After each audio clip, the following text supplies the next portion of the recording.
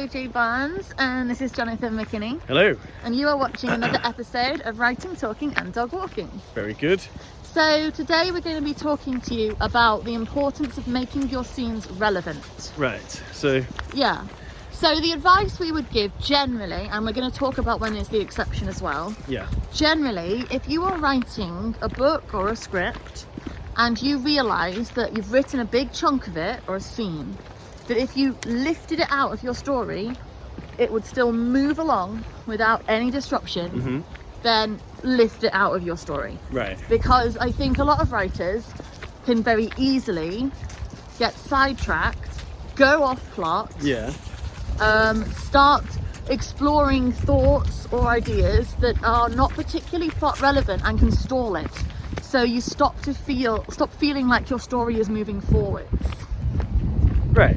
This is good, strong, solid advice, because you do have to make sure that you are driving forwards and you're not spending pages and pages of prose, depicting your main character at the bank or doing laundry or washing up or whatever. The thing is, you might feel like, well, obviously this happens. They would go to the toilet and they would have a bath. But if you can take out the scenes where they're doing the mundane trudgery or things that aren't relevant. Yeah, or even, things that could be dramatic, but which are not sort of connected either to the plot as it plays out, in literal terms, or to your theme, if you're using a theme. Yeah. Then, you can have unconnected elements of drama. But they should apply to your theme. And they should keep everything moving. Because if you just send them off on a side adventure, that when you bring them back to the main story, it carries on as it was. The side adventure doesn't change their emotional state. It doesn't advance either the protagonist or the antagonist. It doesn't do anything other than have an experience in the middle of your story. Right. You don't need that, and it actually can make reading it or watching it feel boring. Stranger Things season 2. That's exactly. Now, obviously, they did have a reason for doing the big side story with 11 and all the, essentially the mutants in wherever it was that she went to. And did all the black hair and stuff like that. Just when you're watching it. The episode before that was this big dramatic thing with the monsters coming out of the underworld or whatever, and then they did an entire episode of something completely different. You're thinking, well, you built up a momentum and you totally drained it. Exactly. And you could have got out that there was other people with the same, variety of abilities that Eleven has. You could have made that integral to the plot and still kept the story moving. Not had to go off on a side adventure for an entire episode. Well, I think they were hoping to launch another show, which is the reason. That's not a good use of your time, because your viewer, your reader is coming to your story for your story, not an advert for a different one. And the thing is, as I say, you could have got that information out. If there's something like that, so you want to launch another story within your story, you can. Well, Arrow launched The Flash by having The Flash, like the character Barry Allen, go to Star City or wherever it is that Arrow is, and being involved in the drama of that episode, but it didn't take away from the actual story you're watching. And that's exactly it. If you can lift it out and the actual story you're telling still carries on without any sort of remnants of that scene should be hid because something now doesn't make sense, or somebody's feelings don't make sense, it doesn't live. So this is a rule you can break, right?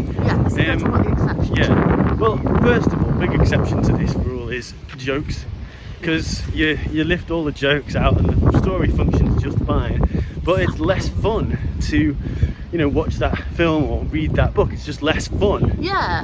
Having fun on the journey is also worthwhile in and of itself. So if you've got a joke, yes, it may not lift the story, it may not move the story along, but what the hell, it's your choice. And it can still be entertaining. I would say the thing is with things like that is they tend to be quite short. It's not an entire side plot. Absolutely. And that's where I think that you can have things that aren't necessary in.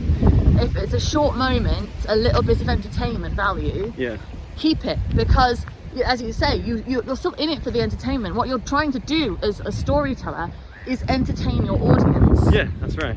But yeah, so jokes and little entertaining mini bits are not a massive side plot. No, massive side plots. I do agree. You don't have time. Lord of the Rings has the first one, Fellowship of the Ring, the book, has a big section of where they just have to do their thing, and they get stuck in this little weird village. I can't remember exactly what the guy's called. You reading Lord of the Rings right now, you'll know.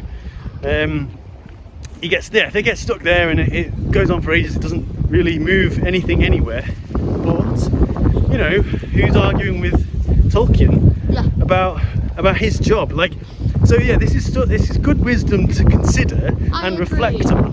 But Stephen King does it as well. He has Jesus Christ. Like, I mean, in the book, dear God in heaven, there are encyclopedic details about the history of Derry.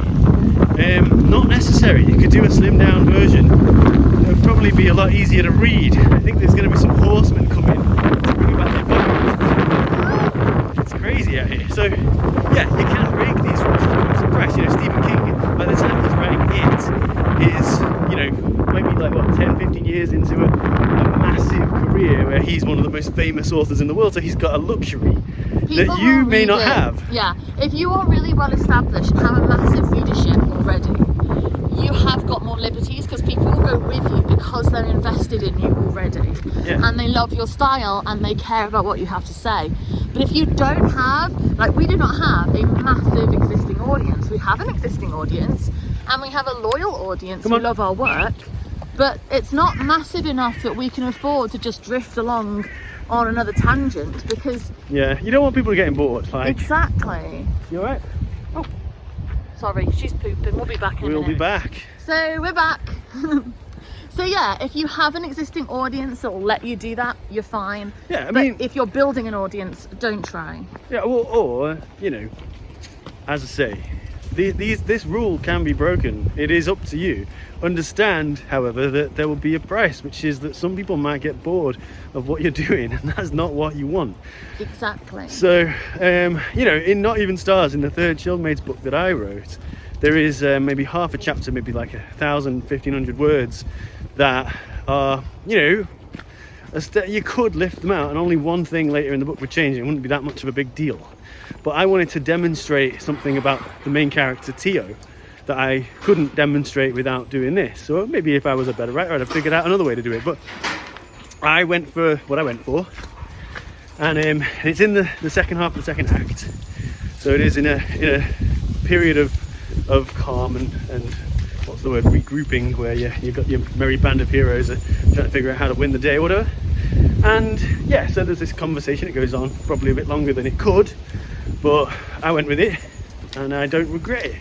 But some people might say that chapter was a bit boring because the stakes dropped a little bit.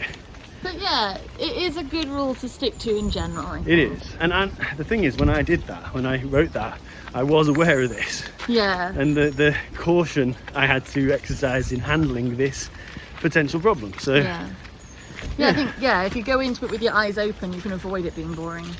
But I personally would generally, unless you really, really, really want to do it, I would advise don't do it. Yeah, or seek advice from your friends or from us.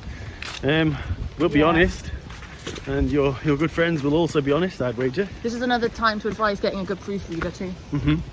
That's right. Yeah, we'll put a link to a really good proofreader in the comments below, in the description below. We'll put a link to Steph, who is an excellent proofreader. Single file here, because. Okay. Oh. So that is our video on the importance of making your story scenes plot relevant. Right. If you have an opinion on this, if you can think of an example where this way, a non-plot relevant scene has worked or not. Woo! Good day to you, friend. Then drop a comment below. Also leave us a comment if you want us to talk about a piece of writing advice you've heard or something you want to understand better. And we'll do a video on that to make sure you get the writing advice that you want.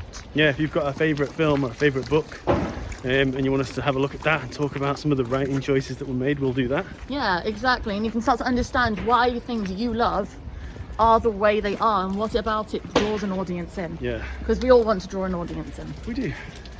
You can find us on Twitter. I'm Judy Ann Rose and he's John Muck. And you can come over there and talk to us. We're always talking about writing. And we love interacting with the people in the writing community because it's a great way to learn and to meet people who are doing the same thing as you, and we can all get better together. Yeah. Also, if you could do me a huge favour, if you could subscribe to this channel and like this video, it means we can keep bringing you the advice you want. So thank you very much for watching again, and we'll be back again soon. Awesome. Bye. Bye bye.